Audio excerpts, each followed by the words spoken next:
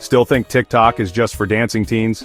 In 2025, smart businesses are turning TikTok into a growth machine, and it's all about how you use the new features. With over 2.5 billion active users globally and a massive surge in business-focused content, TikTok in 2025 isn't just a trend, it's a strategy. From AI-enhanced discovery to in-app storefronts, the platform has evolved. Let's break down how you can use the latest features wisely to grow your brand. TikTok's AI now recommends tags based on viewer behavior, not just hashtags. Use this to your advantage by targeting buyer intent, not just views.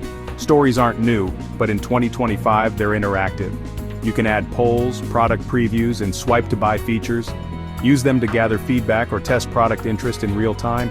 TikTok Live now includes auto-generated shopping overlays. Use these during launches or promotions to let users buy without leaving the video. New in 2025, TikTok's Circles feature allows you to segment audiences by interest.